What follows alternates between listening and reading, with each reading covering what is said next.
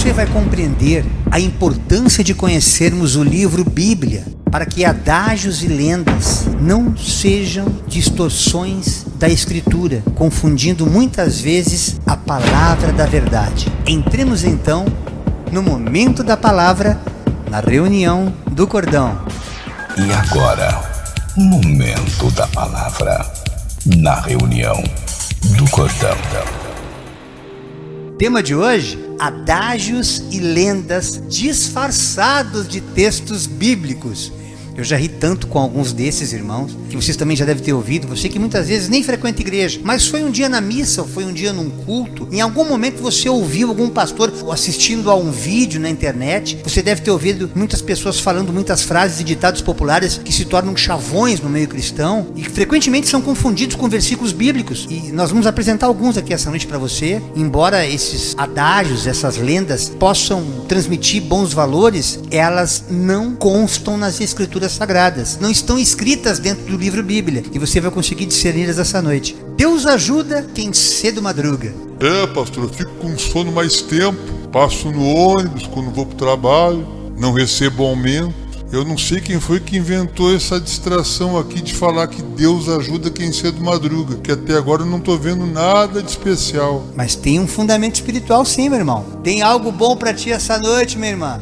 Está escrito no livro de Provérbios, no capítulo 6, versos de 6 a 8. Aprenda com a formiga, observe ela, preguiçoso. Observe como ela age e seja sábio. Embora a formiga não tenha príncipe, nem autoridade, nem governante, ela trabalha duro durante todo o verão, juntando comida para o inverno. O livro de Provérbios, no capítulo 10, versículo 4, também diz: o preguiçoso logo empobrece, mas os que trabalham com dedicação enriquecem. E essa riqueza nem sempre é financeira, porque o trabalho edifica um homem. E você vai percebendo que na caminhada, todas as vezes que você se rende a Deus, buscando Ele em primeiro lugar, num trabalho, você vai fazendo aquilo de uma forma que não é mais para você, nem para o próximo, mas para o próprio Deus que está te abençoando, que está te concedendo aquela função, aquele trabalho, para que você possa ser suprido nas tuas necessidades.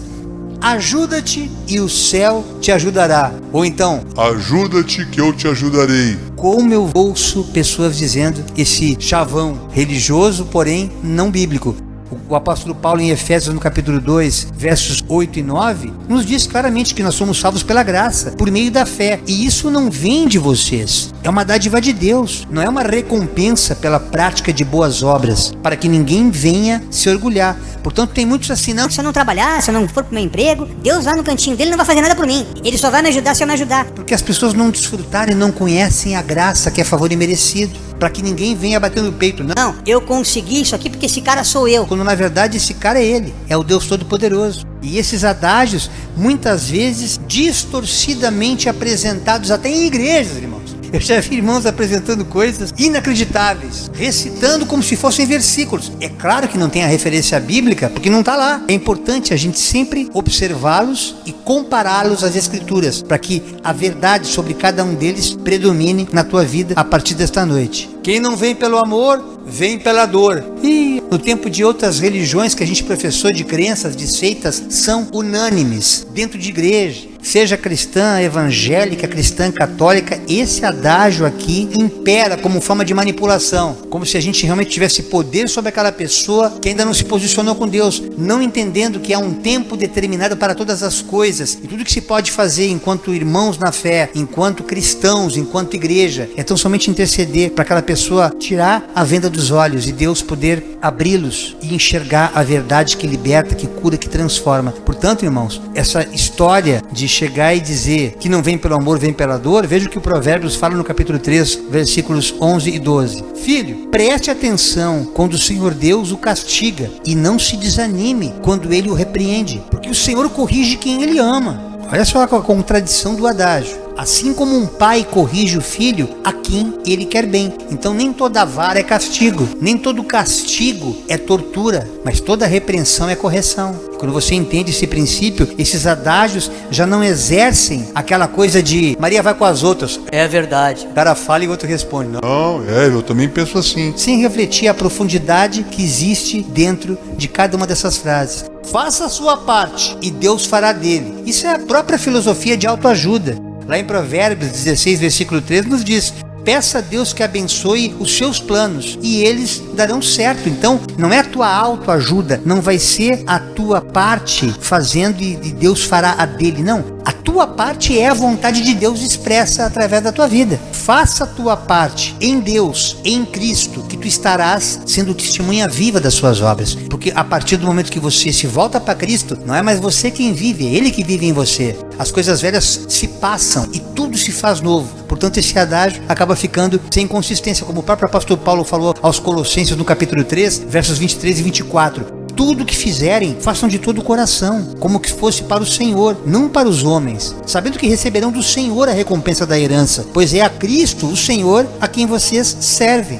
E o dinheiro é a raiz de todos os males. Como a gente ouve isso? Não, essa coisa de dinheiro aí é mamon. Não, eu tô fora disso aí Não, irmão, dinheiro é bênção. Quando ele está submisso à vontade de Deus, o que na verdade a palavra fala quando Paulo escreveu a Timóteo, na primeira carta que ele escreveu a ele no capítulo 6, verso 10, Paulo disse a ele: o amor ao dinheiro é a raiz de todo mal. Não o dinheiro. O dinheiro pode ser bênção, pode ser maldição, dependendo do destino que é dado a ele.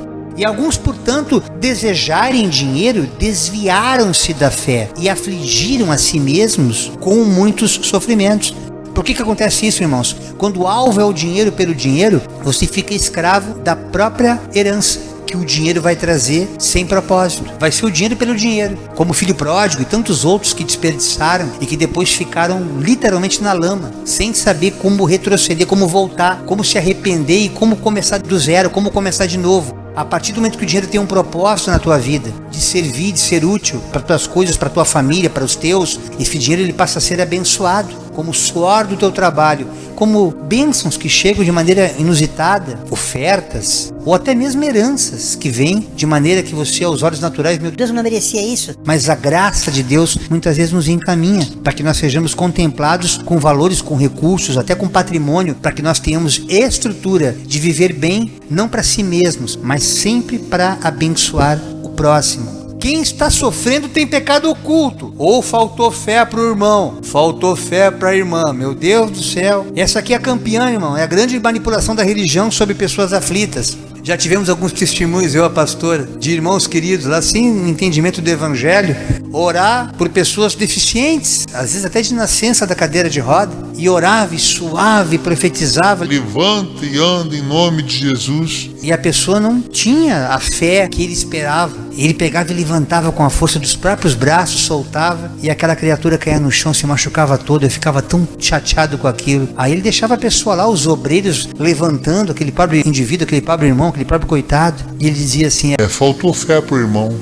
Era para ter sido curado, mas como tu não teve fé... Irmão, nem sempre é assim, às vezes não é propósito de Deus. Existem enfermidades, existem doenças que são propósito de Deus para que o nome dele venha a ser exaltado. Alguma coisa que você tenha que, aos olhos da medicina, é condenação, nem sempre é para a morte, mas para que o nome dele, através daquela deficiência, através daquela enfermidade, através daquela condição que aos olhos naturais é escravidão, muitas vezes está ali escondida por detrás daquele sofrimento uma alegria incomensurável, que é a alegria do Espírito Santo. Portanto, essa frase não tem sentido. Tanto que a própria história, o propósito de Deus no sofrimento de Jó, tão conhecido até para quem não é leitor da Bíblia, para refinar o seu caráter, já descrevia desde o primeiro capítulo, no versículo 1, quem era esse camarada. Havia um homem chamado Jó, que vivia na terra de Uz. Ele era íntegro e correto, temia a Deus e se mantinha afastado do mal. Para você ver como é que um camarada desse sofreu como sofreu. Quem lê depois ali os 42 capítulos de Jó, não consegue entender como é que aquela criatura sofreu tanto, irmão. O Evangelho de João, no capítulo 16, versículo 33, nos diz, Jesus falando: eu digo isso para que, por estarem unidos comigo, vocês tenham paz. Porque no mundo vocês vão sofrer. Não é porque tem pecado oculto. Não é porque alguém está manifestando um demônio, como os discípulos muitas vezes disseram para Jesus: ele está endemoniado, quem é que pecou? Foi o pai, foi a mãe, foi a geração dele? Não tem pecado nenhum, aquilo é para que a graça seja manifesta. Nem tudo é isso. Parem com essa religiosidade, parem com esses julgamentos, e até esses adágios muitas vezes servem para crucificar pessoas inocentes que não têm absolutamente nada, não há condenação sobre elas. No mundo vocês terão aflições, mas tenham bom ânimo, tenham coragem. Eu venci o mundo. se eu venci o mundo, vocês também vão vencer. Porque tem propósito em tudo isso. O apóstolo Paulo escreveu em Romanos 8:28 que sabemos que todas as coisas cooperam, elas contribuem para o bem daqueles que amam a Deus, daqueles que são chamados segundo o seu propósito. Você está pelejando, está peleando e não está entendendo, está escondido por detrás de adágios, sem querer conhecer a escritura sagrada, a palavra santa, que é a palavra de Deus, para você entender o modus operandi de Deus através dessa situação que Ele permitiu que você passasse, assim como aconteceu com Jó. Não questione, apenas aceite. Irmãos abençoados, isso aqui era imperativo nas igrejas. O questionamento sincero nunca foi pecado, mas a gente ouviu muito. Eu sou um eterno inconformado, irmãos. Eu sempre fui chamado de inquiridor, de ansioso. Amém, irmão? É uma ansiedade santa. Eu não tenho aquela ansiedade de não ficar ansiosos por coisa alguma, não. E aí eu estou pacificado, porque eu sei que Deus está no controle. Mas acerca das coisas, das especulações, eu me sinto um guri, todo dia querendo aprender mais um pouco. Eu sou curioso, adquirir conhecimento, de querer especular a vida e não apenas assistir de camarote, para que a gente se encha cada vez mais da verdade da sua palavra e possa entender os processos da vida e ver realmente evangelho em tudo que se faz. Por isso que é importante você questionar, sim, como o próprio Tomé questionou, duvidando da ressurreição de Jesus Cristo, e ali Jesus, vendo sinceridade naquele questionamento, no capítulo 20, verso 77, Jesus em seguida disse a Tomé: Tomé, veja as minhas mãos e ponha o seu dedo nelas. Eu tenho que tocar para crer? Eu não consigo crer sem tocar, então eu vou tocar. Estenda a mão e ponha no meu lado. Pare de duvidar e creia, Tomé. Isso mexeu com o coração de Cristo, porque não era uma incredulidade, era uma dúvida. E muitas vezes essa dúvida, travestida de incredulidade, parece quando não se tem a convicção de que Deus é Deus do impossível, conforme está em Lucas 1:37. Mas quando nós entendemos que Tomé não tinha tido essa experiência mais aprofundada, depois que ele entendeu esse mistério e virou um dos grandes apóstolos na nossa igreja. Os bereanos, aquele povo de Bereia, em Atos capítulo 17, verso 11, eles eram extremamente curiosos para saber se aquilo que era falado era alguma conversa fiada, era algum adágio, alguma lenda. E eles ouviam o pregador para ver se estava de acordo com as escrituras sagradas. Isto é saudável. Examinem tudo que vocês ouvem. Não digam amém a tudo que lhe pregam, a tudo que lhe falam. A menos que você tenha convicção de que aquilo ali realmente é de Deus e você tem certeza que é a palavra, você entra em concordância. Porque tudo que a gente diz amém, tudo que a gente conecta aqui, num simples falar, é ligado no mundo espiritual. Nunca se esqueça disso. Diga com quem andas, que eu direi quem tu és. Essa aqui é antológica. Irmãos, eu estive numa cidade lá do Nordeste uma vez, não quero expor irmãos aqui, é claro. Foi uma coisa tão interessante, irmão. Chegou um artista lá de circo, e ele foi contar o testemunho num domingo, onde tinha, para quem não frequenta a igreja pentecostal, não sabe o que é uma escola dominical. Mas há colegas aqui de igreja que sabem muito bem o que é, onde é ensinada a palavra de Deus, o evangelho. E justamente naquele culto, aquele pastor convida aquele irmãozinho que estava recém começando a caminhada. E ele foi contar o testemunho dele. Subiu no altar, muito falante, o artista. A sua eloquência, né? Eloquência essa que muitas vezes é confundida com ansiedade. E aquele artista falava sobre o que aconteceu com ele. Não, eu tava andando com pessoas drogadas, eu tava meio perdido. E como tá escrito na Bíblia, né, pastor? Diga com quem andas que eu direi quem tu és. Os obreiros se olharam assim, frangiram a testa. E eu falei assim, meu Deus do céu, mas tudo bem, tem sentido no que ele está dizendo, ainda que não seja bíblico. Porque lá no livro de Provérbios, no capítulo 13, verso 20, esse sentido tem a ver com a Bíblia. Mas não está na Bíblia, tá, irmão? Não está. Quem anda com os sábios será sábio, mas quem anda com os tolos acabará mal. Paulo fala na primeira carta aos Coríntios, no capítulo 15, verso 33. Não se enganem, as más companhias estragam, corroem os bons costumes. Não adianta, se você não tem estrutura espiritual, você vai andar com alcoólatra, vai ficar gambá. Você vai andar com aquele viciado, vai ficar drogado. Você não tem estrutura, você vai querer pregar para uma prostituta, vai adulterar com ela. Você não tendo estrutura, você vai se corromper com o pecado daquele que é alvo da tua pregação, porque tu não estás curado, tu não estás transformado. E aquele que está de pé, cuide para que não caia, viu, irmão? A consciência do evangelho, ela traz lucidez para que você faça aquilo que Jesus nos ensinou. E Jesus, ao contrário, completamente diferente, divergente desses versículos que eu li aqui, ele realmente diz, com quem anda que eu direi quem tu és. E assim diziam que Jesus era bêbado, era comilão, está ali em Mateus 11:19. O Filho do Homem come e bebe. E todos dizem, veja, Este homem é comilão e beberrão, é amigo de cobradores de impostos e de outras pessoas de má fama. Porém, é pelos seus resultados que a sabedoria de Deus mostra que é verdadeira. Porque com todos aqueles viciados, prostitutos, fariseus que abriram até o coração para ele, todos os doentes espiritualmente, como ele disse, eu vim para os doentes, eu vim para os enfermos. Todos que passaram por Jesus foram transformados a partir do momento que acolheram aquela companhia, aquela palavra, aquela mensagem da cruz, muito antes dele ser crucificado, porque ele carregava consigo o Espírito da vida, o Espírito da ressurreição. Não cai uma folha de árvore sem a vontade de Deus, é uma verdade. Não cai um fio de cabelo, tudo é permissão de Deus. E aí está lá em Mateus 6,26. Vejam os passarinhos que voam pelo céu, eles não semeiam, não colhem, nem guardam comida em depósitos. No entanto, o Pai de vocês, o Deus Todo-Poderoso que está no céu, dá de comer a eles. Será que vocês não valem muito mais do que os passarinhos? Será que isso que você está achando, Deus me esqueceu, Deus me abandonou? Nada acontece sem a vontade soberana de Deus. A voz do povo é a voz de Deus. Irmão, irmã, isso é furada, irmão, não vai atrás dessa onda. Essa lenda, esse adágio não é verdade. Vou te provar na Bíblia. Êxodo 23, verso 2. Não se deixe levar pela maioria na prática do mal. Quando os chamarem para testemunhar em um processo legal, não permita que a multidão o influencie a perverter a justiça. Está cheio de falso testemunho, está cheio de conchavos, especialmente no ambiente político, onde a corrupção ali é notória, seja de esquerda, de centro, de direita, é tudo farinha do mesmo saco, porque aquelas vozes que ecoam ali, muitas vezes até falando de Deus, falando em Jesus, mas não carregam em si o seu espírito. Portanto, não caia nessa, irmão. A voz do povo nem sempre é a voz de Deus. Faça o bem sem olhar a quem.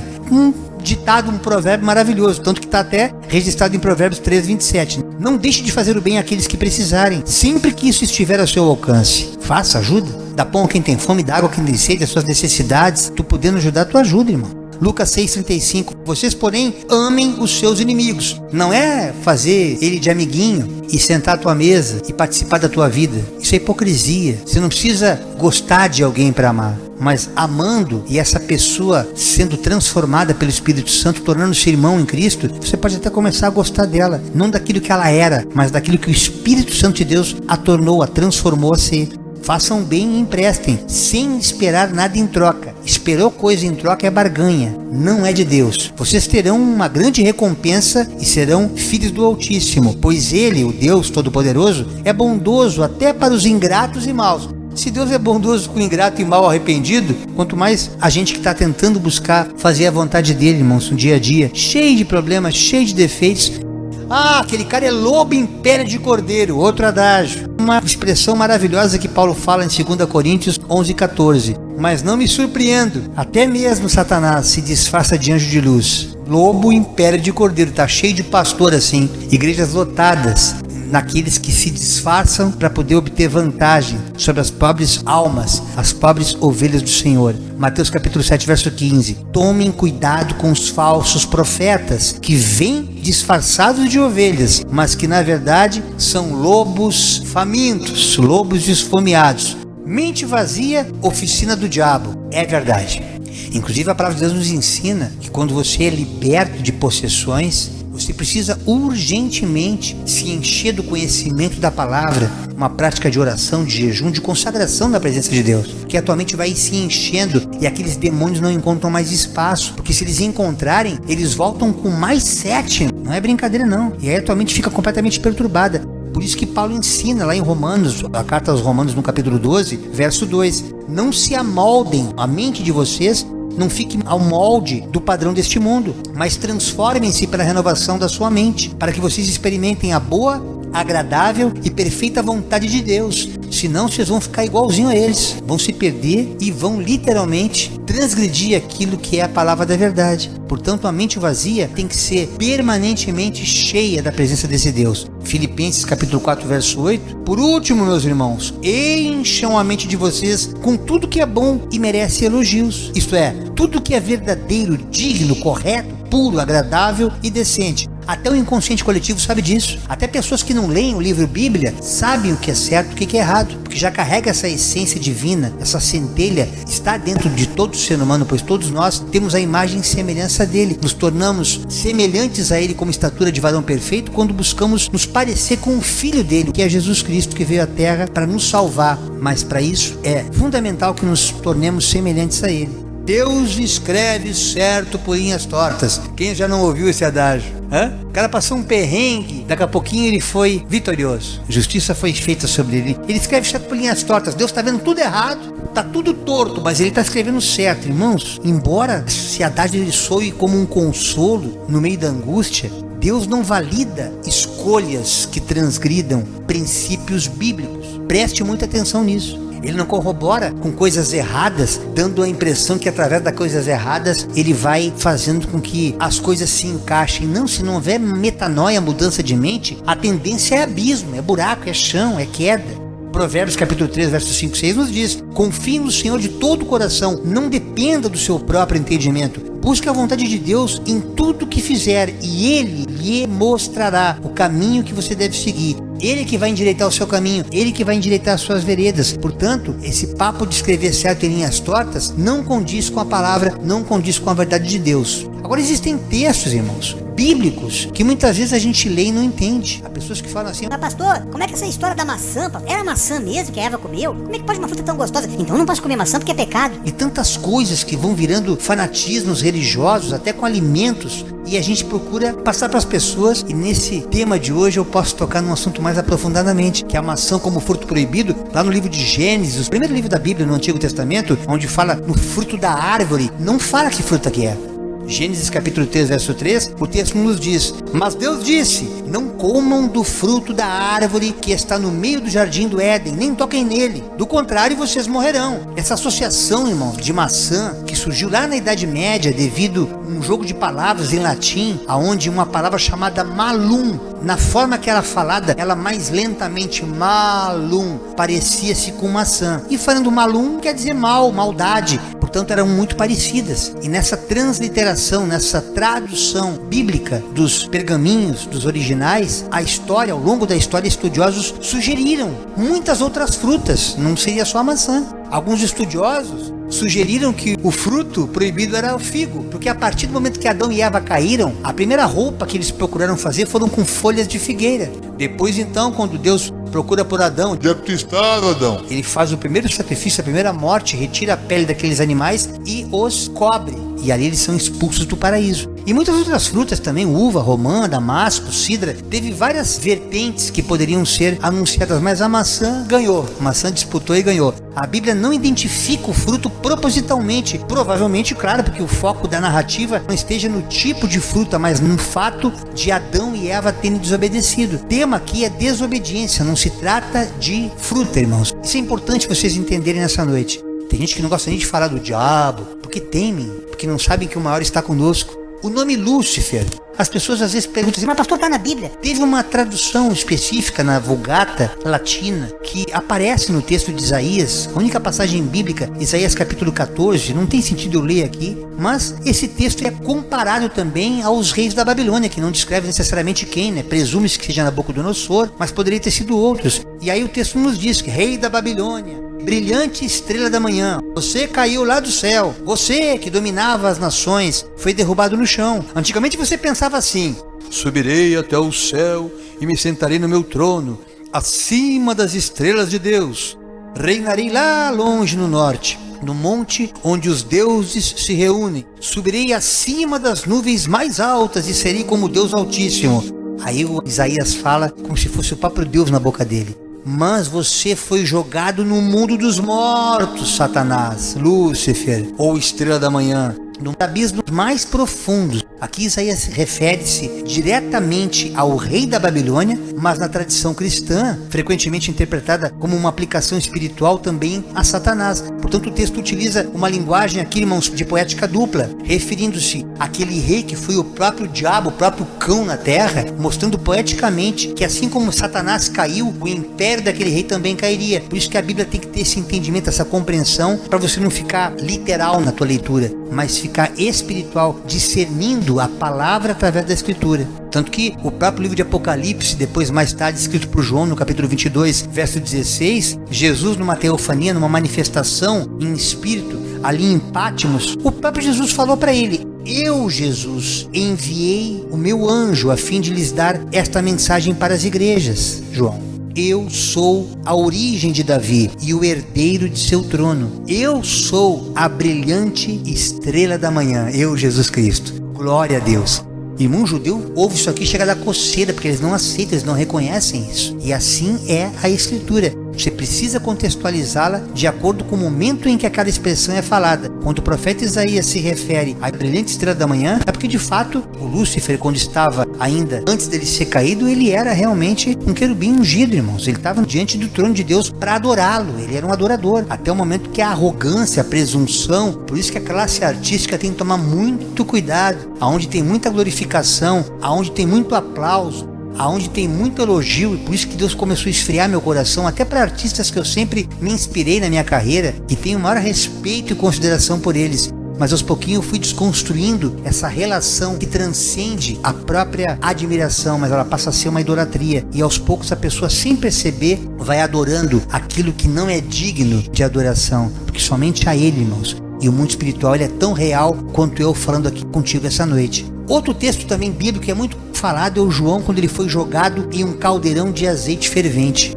Como eu ouvi isso em pregações, especialmente em igrejas pentecostais. E você consulta a Bíblia de Gênesis e Apocalipse, não tem nada. Essa narrativa faz parte de uma tradição cristã muito antiga, qual não consta na Bíblia, mas foi contada por um escritor chamado Tertuliano II, entre 200 e 206 depois de Cristo, o qual narra especificamente em sua obra a prescrição contra os hereges, que o apóstolo João teria sido jogado em um caldeirão de azeite fervente durante o governo do imperador Domiciano, e saiu de lá ileso. Mas nós temos que nos ater às Escrituras, irmãos, que o único exílio ou a única punição que o apóstolo João mencionado na Bíblia ocorreu para onde ele foi banido, na ilha de Pátimos, esse realmente é que tem legitimidade teológica, base para que nós nos referenciemos a esse texto como uma verdade, para que ao meditar possamos entender. Por mais que Deus nos isole, por mais que pareçamos prisioneiros, por mais que estejamos ali em cativeiro, muitas vezes é o livramento de Deus, é a proteção de Deus para nos preservar nessa existência contra as hostes infernais da maldade.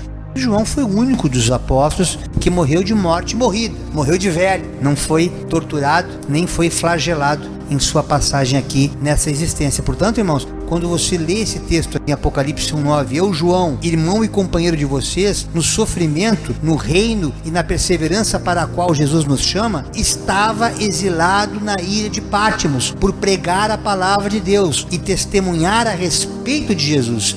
Ele próprio registra em Apocalipse. Ele não fala: me jogaram num caldeirão de óleo fervendo e depois eu fui lá para a ilha de Pátimos. Não, ele não fala nada disso. Portanto, nós temos que nos ater a essas escrituras para poder realmente saber o que é verdade, o que é adágio, o que é lenda. O sumo sacerdote com corda amarrada à cintura ao entrar no lugar santíssimo. Os irmãos que acompanhem o canal do YouTube, as nossas ministrações, o pastor também faz alguns cards ilustrando esse sacerdote entrando ali. É tudo metáfora, não tem absolutamente nada a ver com a escritura. Porque vocês podem observar que eu não boto texto bíblico, mas é apenas para tentar mostrar o temor que existe, irmãos. E até prometo não colocar mais esse tipo de imagem que muitas vezes acaba confundindo, porque não é bíblico. Eu mesmo muitas vezes consultando não entendia. Portanto, Deus mandou eu colocar aqui nesse esboço de hoje para que você saiba que aquelas imagens onde aparece um sacerdote entrando no Santo dos Santos, a ideia de que o sumo sacerdote entrava amarrado com uma corda na cintura, não possui base nas escrituras nem nos textos judaicos tradicionais. O seu primeiro registro aparece num tal de Zohar, um texto místico da Idade Média, que é um misticismo judaico. O judaísmo também tem misticismo, nunca esqueça disso. Não é só o cristianismo não que tem misticismo. E pode estar associado, no caso, a outras formas de imagens alegóricas, como por exemplo o texto bíblico nos relata que o som ao redor da veste do sumo sacerdote se refere ao uso de sinos de ouro que eram costurados na barra do manto. Aí sim, esse tem base bíblica, porque aí não fala de uma corda para resgatar um sacerdote lá de dentro caso caia morto. Isso é tudo fantasia que eu cansei de ouvir de exímios pregadores, mas não fala a verdade. Portanto, que o livro Bíblia Lá no Antigo Testamento, no livro de Êxodo, no capítulo 28, 34, 35, o irmão do Moisés, o Arão, deverá usar essa sobrepeles. Sobrepeles é aquela veste litúrgica branca, solta, que nem uma bata, que tem mangas longas, comprimento que vai até os joelhos, quando estiver servindo como sacerdote, tanto quanto estiver na presença do Senhor no lugar santo, quando sair dele. Nessas ocasiões, ele não vai estar com corda na cintura, mas som de sininhos, o som será ouvido e ele não será morto. O temor sobre estar na presença de Deus naquela época era muito grande, irmãos. Pena que hoje, infelizmente, a gente está vendo aqui, com poucos participando desse momento de aprendizado, esse momento de adoração, não tem mais esse temor que havia naquele ponto ali. Deus não se importa com os detalhes, só com o coração. O que importa é o coração, pastor. Eu canto de qualquer jeito, eu não sou cantor, sou profissional. Eu não tenho o chamado que o senhor tem pra cantar. Pode ser de qualquer jeito, pode ser desafinado mesmo. Já falei isso tantas vezes, mas o olhar ao coração não significa ignorar as ações. Olhar para o coração não significa que alguém possa fazer de qualquer jeito, porque a obra de Deus ela tem que ser feita com decência e ordem. Veja que no primeiro livro de Samuel, no capítulo 16, verso 7, o Senhor disse a Samuel: não considere a sua aparência nem a sua altura, pois eu o rejeitei. Porque o Senhor não vê como o homem vê. O homem vê a aparência, mas o Senhor vê o coração. Mas não significando que ao ver o coração, que as coisas de Deus devem ser feitas, como a gente diz no adágio, nas coxas, como os escravos faziam as telhas, tudo de forma desuniforme. Não, há decência, há ordem, conforme Paulo fala na primeira carta aos Coríntios, no capítulo 14, verso 40. Tudo tem que ser feito com decência e ordem. Portanto, Deus ele está sim atento aos detalhes, pois a grande contradição desse adágio está escrito na Bíblia lá em Gênesis, no capítulo 6, 15 e 16, quando na construção da arca, Deus deu detalhes de como tinha que ser a metragem. 135 metros de comprimento, 22,5 de largura, 13,5 de altura. Deixa uma abertura de 45 centímetros debaixo do teto, ao redor de toda a arca. Coloca uma porta lateral e construa 3 pisos na parte interna, inferior, médio, superior. Entendo que não é de qualquer jeito, que realmente Deus se importa com os detalhes, porque é nos detalhes que Deus vê a excelência daquilo que está no coração, porque muitas vezes a boca pode falar de coisas que não necessariamente estejam no coração. São aquelas adorações vazias, vocês adoram com o lábio, mas o coração está vazio. Agora, quando vocês estão revoltados, quando vocês estão brigando, aí sim, a boca fala daquilo que o coração está cheio. Aí esses detalhes destrutivos emergem do ser natural, mas o homem espiritual não é assim. As instruções detalhadas também para a construção do tabernáculo foram dadas por Deus a Moisés no Monte Sinai e estão registradas em Êxodo. Portanto, irmãos, nessa noite o que Deus quer falar aqui, que esses adágios, que esses textos, muitas vezes estão ouvidos em púlpitos, em ministrações de pregadores sérios, com teologia, com base, distorcem a Escritura e acabam confundindo aqueles neófitos, os iniciantes na fé. E nessa noite, esse tema tão descontraído, tão tranquilo que eu trago aqui, serve para você abrir a sua mente, abrir seu coração e abrir o entendimento no sentido de buscar conhecer a palavra de Deus através do livro, Bíblia, lendo o texto chamado Escritura, e você nunca mais será enganado, ludibriado, ou quando proferir, ou ouvir alguém proferir algum adágio, alguma lenda, você vai saber, não, isso não provém de Deus, provém do homem, e o coração do homem é profundamente enganoso, mas nós, todavia, que servimos um Deus vivo, sabemos discernir o que vem dele e o que vem da carne. Esta foi a singela mensagem que Deus colocou no meu coração neste dia 24 de junho de 2026, na reunião do Cordão.